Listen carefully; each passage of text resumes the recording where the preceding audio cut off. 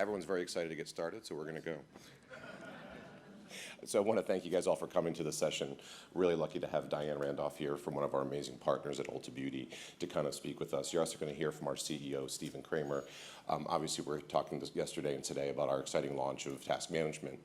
The focus of today is really going to be about what the importance is of moving things like store execution, improving productivity, and really aligning those outside gains by moving them into the digital workplace. So we've had the luxury of having Ulta be an amazing partner of ours for 2 years, really kicking off a lot of innovation in the digital workplace with us. You know, a lot of you have heard them speak about how they use us to do all of their digital communication, their training, obviously all of their mobile self-service, mobile scheduling. So today I think it's really interesting to see how they're taking that next step and why they believe execution belongs in the digital workplace. So we're going to hear first from Stephen Kramer, our CEO, for a few minutes just to kind of talk about what that launch of Task looks like for us. Then we're going to let Diane tell us all about the innovation. We're going to finish up with a small discussion about the view of execution in the digital workplace. And then afterwards, if everyone comes back to the booth, we'll be doing the raffle and giving away the $1,000 gift card and even speaking more about task management. So with that said, I'll hand it over to Steve Kramer. Great, thank you, everybody. Can everybody hear me in the back? I just want to make sure that sounds good. Okay, perfect.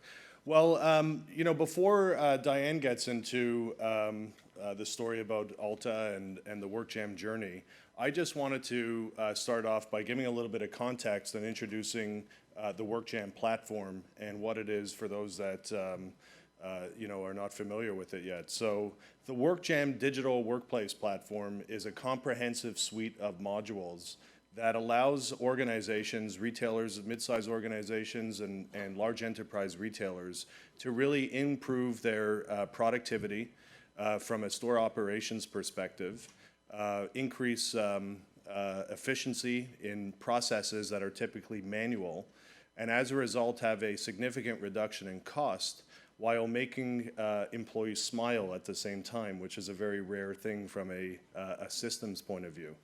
And the platform is made up of multiple modules, which were typically systems, point solutions that were siloed within organizations.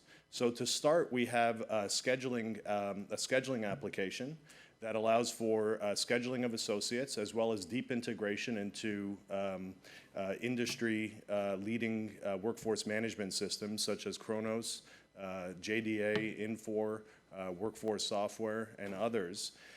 That extends these applications to allow for employee self-service around shift swaps, schedule presentation, the ability to set availability, time off requests, and so forth. And in addition to that, we layer on top of that a very exciting module called OpenShift Marketplace that allows for crowdsourcing of labor. So retailers are now able to do labor pooling within their workforce, and as a result, optimize the number of workers in their staff, but also create a more flexible scheduling environment that engages employees, makes them happier, and provides them more hours as well to work. And we've then coupled other modules such as mobile punching and time card edits and reviews, task management, which we're going to talk a little bit about today. And we've also coupled that with strong engagement modules such as real-time chat channels, the ability to create social and community features within the digital workplace, surveys, rewards and recognition, as well as dynamic documents. So typically, in the past, a lot of these applications were point solutions or no solution. And as a result, it led to a lot of manual processes and disparate systems or unsanctioned systems within retailers that led to productivity leakage and, as a result, inefficiencies. And over the last year or so, we've been working really closely with our customers, such as Ulta, in looking at task management. And task management is really it's been a really interesting review of where the industry is and where we believe we are right now. And historically, traditionally, task management systems have been also siloed applications that are standalone and are not effective as a result of reliance on manual intervention by managers, as well as a lot of manual communication that has to happen in the store. So at scale, a lot of these applications, the legacy applications, and the siloed applications tend to fall down from an adoption and effectiveness perspective. So when we look at the current state, we felt as though the industry has been at an inflection point as a result of an increase in non-conventional tasks that are occurring within the store, as well as the increase of omni-channel activities such as buy online, pick up in store, or ship to store, as well as the overall digital transformation that's happening within organizations. And the legacy applications fall down essentially around optimization as a result of not being able to report effectively back to head office on what's happening in the field. They're not scalable as a result of significant manager intervention that's happening in order to do follow-ups and assignments and reporting. And managers essentially become bottlenecks as a result of these older applications out there. The efficiency of these older applications as well also lead to productivity leakage as a result of taking people away from serving the customer and providing a great experience as a result of these manual processes that they're reliant on. And certainly the adoption has been low across the board from industry leaders, retail leaders that we've been speaking to, as a result of task solutions also being used for just any type of communication. Creates a lot of noise within the organization, and as a result, it loses its effectiveness as well. So when we looked at task management and started partnering with organizations like Alta, we essentially wanted to reinvent the task management process. And it made sense as a result of the overall digital workplace story. So this new task management module that we have launched yesterday at the show is core to the digital workplace platform. And what's really interesting about it is that with all the other tools that we have, by including scheduling and training and our other communication tools, we add a lot more structure and automation as well as engagement to the overall task process. So think about the next generation where someone takes a task, picks it up in the store, and based on their score can get automatically pushed into a micro-learning on how to do that task better next time. Or capacity planning where we're able to better staff the location as well for the tasks at hand with better messaging as well as rewards and recognition that can also lead to unlocking other activities within the digital workplace platform. And a lot of this is made possible as well by the significant adoption that our customers have been seeing with the digital workplace, where up to 90% of their associates, and these are large organizations, are using the application almost daily or weekly as a result of the value that it's providing to the associate itself. So with that, just wanted to give a little bit of context, and I'm really excited to introduce Diane Randolph, who is the CIO of Ulta Beauty, who will tell a little bit about the story of Ulta and their experience with the digital workplace. Thank you. Okay. Good morning. I'm very happy to be here to tell about Ulta Beauty's digital workplace journey and our partnership with WorkJam. So, there we go. Okay, so beauty is a wonderful category to be in. It's personal. It's all about self-care, people's identity. It's an emotional connection like no other. So we're very proud to be in that space and in influencing how our guests see themselves and what we can offer to their beauty journey. We believe very much about the journey of diversity because it's really all about a person's identity, family expression, how they feel about themselves. So we really feel very privileged to be that close to our guests and how they're feeling about themselves. We really have had an amazing journey. We'll be 30 years old this summer. And really, our core insights from our founders 29 years ago have not changed. It's all about a great real estate portfolio, staying in strip centers, power centers with convenient parking so that women can get in and out and take their beauty journey. We have over 1,200 stores now and have that great real estate across all 50 states. Then there's our product mix. We are unique in the industry by really having all categories, from skincare to hair care to fragrance, nail, and makeup products across mass to prestige. So 20,000, well, actually, I've got my merchandising team here. 20,000 is a close enough number, or should I go higher? Higher, higher, okay. So for those of you who have been in our stores, there's a lot of merchandise in there, 10,000 square feet, and really an amazing collection, unparalleled in the industry. And then, of course, there's services. So we offer hair, skin, and brow services, along with makeup services, in every single one of our stores. So our vision is really to be the most admired beauty destination by our guests, and the amazing company admired retailer by our associates, our communities, our partners, and investors. And every day we use the power of beauty to bring to light the possibilities that are already in each and every one of us, and enabling each associate to build a fulfilling career. And we work toward those through our core values, which we live every day. And now I'm proud to hopefully give you a visual insight into that mission and vision and how we bring it to life with a great ad that we launched earlier last year. She just wants to be beautiful. She goes unnoticed. She knows no limits. She craves attention. She praises an image she prays to be sculpted by the sculptor. Oh, she don't see the light that's shining deeper than the eyes can find it. Maybe we are made of blind, so she tries to cover up her pain and cut her woes away. 'Cause cover girls don't cry after the face is made. But there's a hope that's waiting for you in the dark. You should know you're beautiful just the way you are. And you don't have to change a thing, the world could change its heart. No scars, so you're beautiful. With stars and we're beautiful. Oh. I've seen that over 100 times. I still brings a tear to my eye every single time, so very proud of that.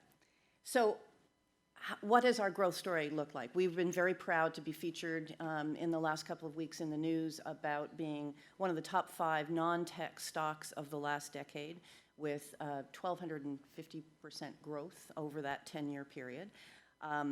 Really, it's been, as you can see from here, an amazing sales journey, earnings journey. We feel very proud to what we have delivered to the organization and the investment community. Now, we have been able to benefit from that because the beauty marketplace is quite fragmented. You can buy beauty everywhere. Grocery stores, specialty retail, department stores, online, direct retailing, warehouse clubs. Everybody has personal care or beauty products in their assortment. But you can see that the shift between 2015 and 2017 saw the greatest growth coming from the specialty channel, rising from 10% of the market to 15%. And we help to drive that along with other retailers. But we still have an amazing opportunity ahead of us. It's an $87 billion industry, of which, as of 2018, our last closed year, we still are at a 7% share. So we see great growth and opportunity still in front of us to continue to drive that. Our associate experience is at the center of all of this. We just completed one of the largest consumer research studies in our history. And in concert with our new brand purpose, we have aligned on 5 DNA principles that are going to drive our journey going forward. The human connection. Beauty is very personal, and we need to listen to every guest's needs and then solve them through whatever our assortment offers them. That happens in-store and online. I encourage you, if you haven't already, to stop by the Google Cloud booth, where our teams are showing a skin quiz that will actually guide you through a personalized recommendation for the right product to serve your needs. And that's an exact parallel of what our beauty advisors, our associates in the stores, are offering on a face-to-face connection. Beautytainment. Beauty is fun. People come in, they like to be entertained, they like to look and try different things. It's a fun category. People love coming into our stores and exploring. And then all things beauty. As I mentioned before, our assortment is so vast and changing, ever changing, as our team over here knows, as they execute those often very frequent revisions in our stores to bring in great new products that are coming out from our brand partners. And then just for you, we'll talk a little bit more about our personalization journey in a moment, but it's really about understanding our guest. We are very fortunate to have over 33 million active loyalty members who are highly engaged with us and in the category. We know a lot about them, and so we want to take that gift and really make sure that we are dealing with them in a unique way in every interaction. And then Beauty Simplified. We need to make everything simple for both our guests and our associates, and that's going to be, you'll hopefully see how that we've done that for our associates through our partnership with WorkJam. So personalization. We have talked about this in our earnings calls. Our CEO talks about it quite regularly. This has been a journey we have been on, as I mentioned, to really leverage all of the information we know about our guests and to really make sure that we are delivering the right experience for them every time they interact with us. And really, we're going to be focusing today on the upper left one and how we really use our in-store associates to deliver that experience. Now, we really need to make sure that our associates are really getting the best that we can deliver to them in terms of training, in terms of tools, and in terms of, as Steve mentioned, rewards and recognition throughout every step to really support that winning culture. And we take that seriously. We are very, very proud. Again, these numbers reflect 2018. We measure employee engagement across our entire workforce, 45,000 associates, every year, and are really proud to see that we, are far beyond the retail benchmark and really at the global top quartile. So very, very proud of that and work very, very hard to continue to improve that. So the digital workplace. Our journey with WorkJam started to look at three key areas: scheduling, as Steve mentioned, communication, and training. So first, a little bit on scheduling. The problem we were facing was if an employee called off work, it would take the manager about 20-25 minutes to go into the back office, where we hope they don't spend their time, and try to call to find a replacement. So really, it was our initial use case was to look at shift swapping, so that we could get that coverage more readily and make it employee powered as opposed to the manager's time. And then communication. We do not have, our frontline associates do not have individual email addresses. We have the general manager in the store receives email, but then had to cascade information. So we needed a good way to really get to each and every associate without really bringing them into the back room to watch a video or a message from Mary from corporate. And so WorkJam has delivered on that, and you'll see some examples in a few minutes.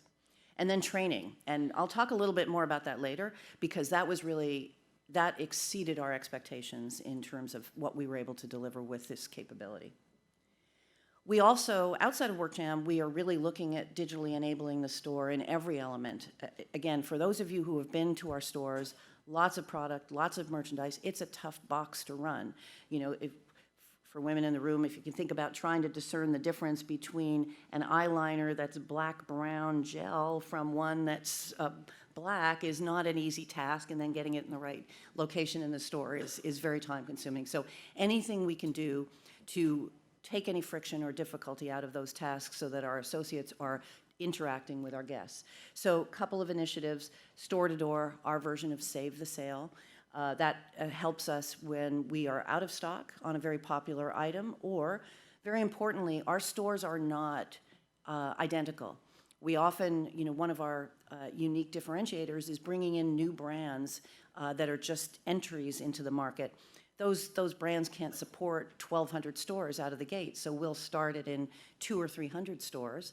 We message that really well to our guests, but sometimes they'll come in expecting to find a product that isn't carried in that store. So we will deliver it to their home in using that mechanism. Buy online, pick up in store. We actually went through our just recent holiday with that really rolled out throughout all the chain, and our guests are loving it, our associates are loving it. It's just a fantastic offering that we have. And then, again, keeping the manager on the floor talking to guests. They are armed with an iPad that gives them up-to-the-minute KPIs on how their business is doing so that they can adjust coverage on the floor. Again, 10,000 square foot store, it's difficult to know where to put staff in the moment. So, our journey with WorkJam. So, really, if we look at how we saw this coming through, we typically follow a test and, like I'm sure all of you, a test and learn approach, getting a lot of feedback from the frontline associates in those early stages before we push it out to 1,250 stores. So we really were focusing on, in our test and learn phase, starting with shift management. As I said, that was our driver and our use case. Schedule maintenance, because what would happen in the case of the manager having to phone is often the WFM schedules, we use Kronos, were not being updated because they were just lucky to find somebody to cover the shift. They didn't take care of that next step, and then we would end up facing attendance violations. So this was a key part of it as well. Being able to manage availability, time off requests, messaging and communication, and then, of course, the surveys and polls. So we started that. We then, while that was in progress, we decided to take a slightly different approach to the start and end of our day with our associates and do a chat in, chat out process. So WorkJam was a perfect tool to be able to leverage to do that, so that we could convey information. With all the new products we introduce, there's a lot of education that we need to filter down to each and every associate so that they can be that beauty advisor and know how, what the best product is to suit a guest's needs. So delivering that through WorkJam has been amazing. And then the full launch, was really quite smooth once we had gone through that process. We did say, you'll see at the bottom there, this is delivered on the employee's own device. So we did look at where we needed to, in certain states, do some compensation for the data plans. So our team back at corporate has figured that out, and we're managing that quite well. So some of the results, really, the key to this is we are really supporting our talent that delivers that winning culture. And the quotes at the top, again, an unintended benefit. When our stores in Alaska were faced with the earthquake, we saw just viral, personal communication. I have power. Anybody need to stay at my house? I mean, it was just incredible. I was telling Steve recently, I did some store visits down in the southern region 2 weeks ago, and I've come to find out that the store teams actually use WorkJam as a verb. They love it so much, they say, oh, I'm going to WorkJam it. So it's really, really gotten such adoption that it's exceeded our wildest expectations. So we have 44,000 associates enrolled. That's about 97%. And about a little under 87% go back every single week to see what's new. Those attendance violations that I talked about, which are not something you want to deal with, 16% reduction since we introduced this. And 300 communication channels opened up every single day. 500 shift swaps per week.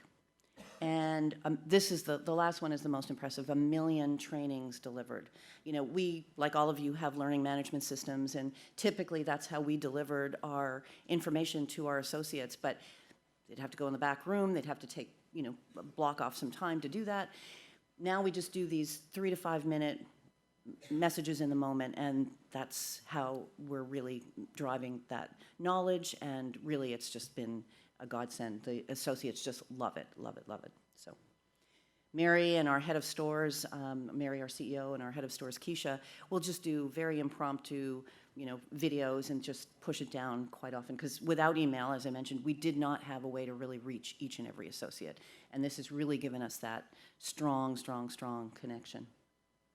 So what's next?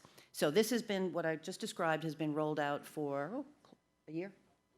Yep, a little over a year. So, and it's just been amazingly well received. They love it. They really do love the technology. So now we're going to tackle tasks. That's what our next journey is about. So, as I mentioned, with our assortment, with our constant change of product in the stores, and the fact that not every store is alike, as a matter of fact, most stores are different from others. We use the term snowflake often. It was overwhelming to really manage the tasks that would happen in a store at a corporate level. So, you know, we would end up different teams across the organization, marketing, merchandising, you know, other parts of the business would actually, you know, create tasks that made a lot of sense, but didn't have visibility to see what were they doing to an individual store.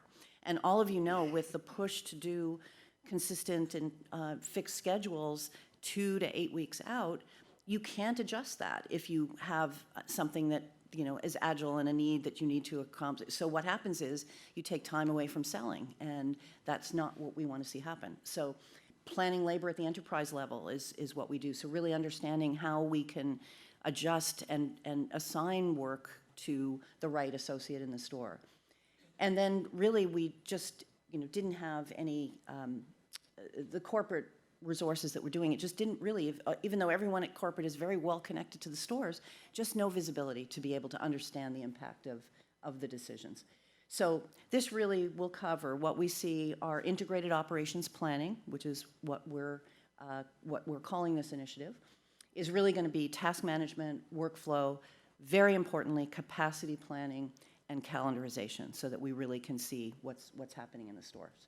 So if we look at where we're coming from, you know, workflow, honestly, that happens often in email, which is not a great tool for anything except mail. But so, you know, and we'll look there, you know, we would end up with about 300 emails per week, which could translate in a store to about 20 hours a week of non-value added, non-guest facing time. 1,200, so far, well, this obviously reflected 2019.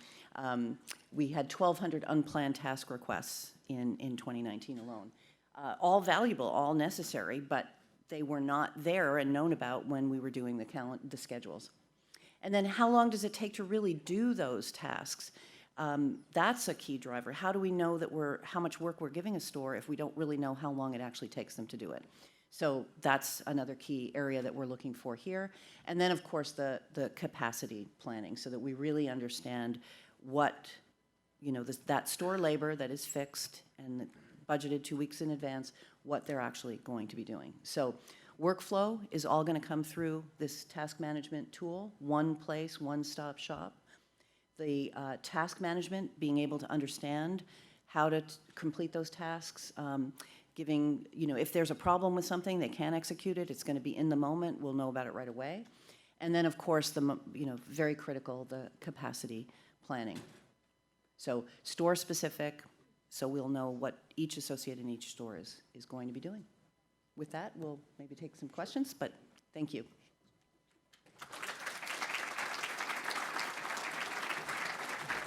So obviously, we work very closely with Diane's team throughout the IT organization. Obviously, partner very much with the merchandising organizations over here and the store operations team to kind of make all these pieces of the digital workplace happen.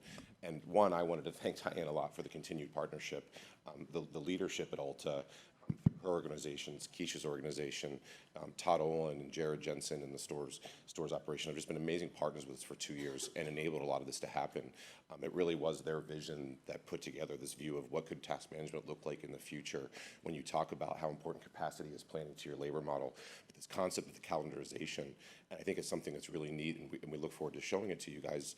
If everyone comes back to the booth afterwards, we're going to have some of the Ulta team over there. We're going to do the raffle, but we'll also be doing demos of this.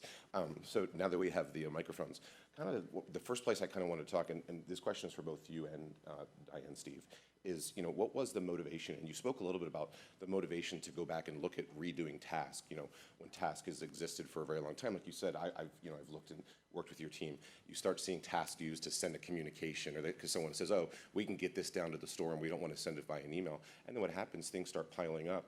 Or what happens is task starts and someone doesn't really even understand it. They don't have a great way to get back to that merchant or that person from facilities to kind of understand why was that task put out.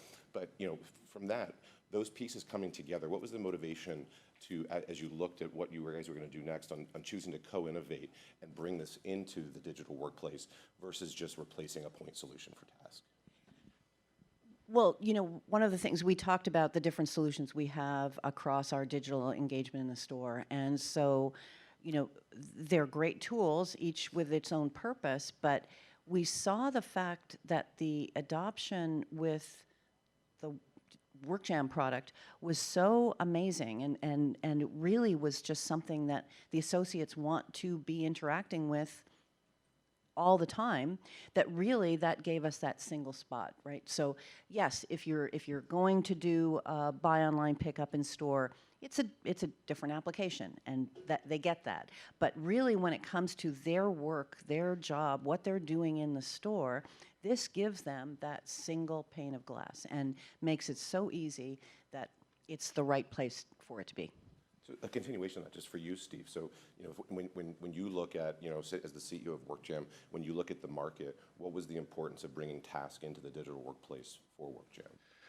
I mean, from the beginning, WorkJam has been focused on what we believe is the winning recipe for retailers to continue winning in this landscape. It's a different landscape from 5 years ago, and that recipe is dollars and hearts. And everything that we do from a workplace platform perspective is around saving dollars for an organization and winning the hearts of employees and its customers. So task management was an obvious area that we wanted to tackle because there has been very little innovation in this space. It's been an area, as I mentioned before, that has been very siloed.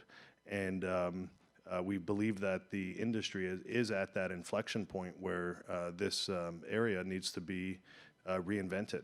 So we wanted to develop something and bring something to the market that was true to our vision of dollars and hearts. Perfect. So, when I speak with your team, when I speak with you, obviously when Steve and I speak with a lot of our customers who are in here or some of the fellow retailers in the room, engagement is obviously at top of everyone's mind. It's really, really big in the C-suite, right? How do we engage our associates? And I think it's very obvious to all of us that engagement obviously is there so that we can keep the retention, which Ulta has seen go up, so we can keep that engagement where their stores continue to rise. But at the end of the day, we have to have an ROI on something. You have to get it approved. And that's obviously comes from driving productivity, but more importantly, even driving the customer experience. So I know one of the driving factors is Ulta's talked about IOP and all those different things that you guys have already over the past year and a half, 2 years brought into the digital workplace was to drive customer experience, customer satisfaction. So how do you think we'll be continuing to improve the operations to drive that through the IOP? I mean, in its simplest sense, it's just making the maximum amount of guest-facing time. So how can we remove whatever friction exists in the tasks that are not involving a guest and make that guest time? I mean, it's as simple as that. Because our associates, we do a really good job of bringing in great people who love dealing with our guests, but we just need to give them the time and the opportunity to do that as much as possible. So Steve, continuing to you on that same question, you obviously have the luxury of dealing with our customers around the globe. Anything different than what Diane mentioned there? Have you seen any of the others bringing anything else into customer experience? Obviously, it's a background that's very strong for you. Right. Well, it's a universal issue. Everybody is looking to maximize customer time and focus on the last mile of the customer experience in the store. With different business models that have arisen over the last 10 years with Amazon effect, there's more focus on the stores. Customers are more fickle than ever, and elevating the customer experience both through knowledge and time, whether it be in North America with our customers in Australia, in Asia, or in Europe, they're all going after solving the same issue. Perfect. So I think we've spoken a lot about the digital workplace here in previous NRFs. Obviously, I think from 5 years ago, where it was a fairly new platform or conversation or topic, we've evolved a lot of that. But just over even the past 2 days, as I've spoken with some of the folks here at NRF, there's a lot of conversation about how to maybe in their organization do they start the digital workplace. So kind of my question for you, Diane, getting to sit at the top of all those different silos that come in the digital workplace, what's your advice on what priority organizations should put on the digital workplace? Obviously, it was something you guys chose to do 2 years ago, but as people look at their landscape over the next 12 months, what's the priority in your mind? Well, one of the things that I think Alta is very good at, and led by our amazing CEO, is really making sure we are always listening to the frontline associates. And really, that's the key, finding out what is their biggest problem, and tackling that first, right? So everyone's got a different, every one of you will have a different scenario, but given the fact you saw the different elements of it, figuring out the right place to start, the first priority for each and every one of you, by getting that field feedback is the most important. And just on that one, and I'll come back to you, Steve, to answer the question, but so I think it is interesting. So when we were speaking with your team, about why they chose to start with that mobile scheduling piece, I actually really, again, want to give credit to Ulta for some vision, because I actually think that you guys had mapped out a really long strategy for that IOP. You knew where you wanted to be 2 years ago. And I think it's really interesting, and maybe if you could just touch for 1 second. You talked a little bit about in the presentation, but one of the really interesting things that I saw you guys focus on is the reason you focused on that scheduling and that swap first is to actually get to this end game of IOP and digital workplace. You had a first focus on making sure that you could get the labor where it needed to be and get the labor where it needed to be in a happy way, right? So was that was very purposeful from your part, right? Again, going back to the reality that the schedules are fixed. If someone calls in sick, it means that there's less people there, and it means the tasks still need to get done. If a truck is in the back and it needs to be unloaded, it's got to be unloaded. So now you're even taking more time away from the guests. So understanding that North Star and just peeling away in order to get there is what we wanted to do. So Steve, same question from a priority standpoint. Obviously, you get to spend time at the high levels of a lot of these really large organizations. What are you seeing in the market with the priority of this? I mean, everybody is certainly trying to provide a system to their employees that the employees feel are theirs. So the WorkJam being a verb in an organization is something that we actually do see in other customers as well, because the strategy that a lot of our customers have taken is WorkJam will be the employees' platform. It's a win-win for everybody. It doesn't come across as a corporate sanction tool. And once you get that hook into the workforce, you're able to do some really innovative programs in order to drive productivity. Now, we're at the beginning of our journey as well. So we provide a significant amount of functionality right now from an operations perspective.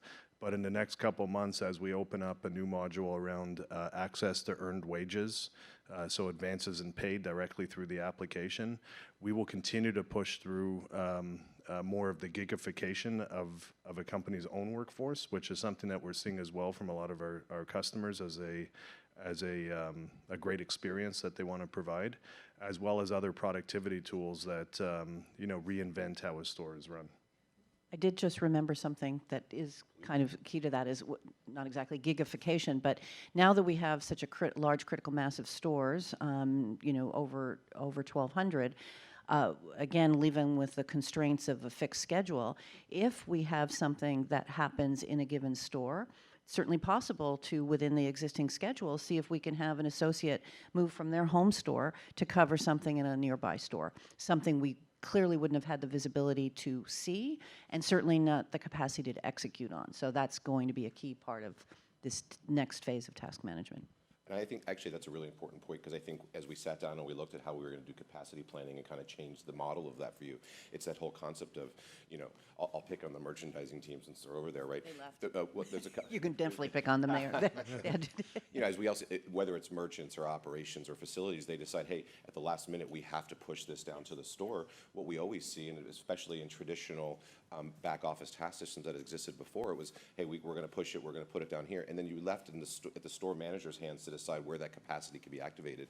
So one of the things I think is just absolutely fascinating that what we've built with you guys is this concept of that calendarization.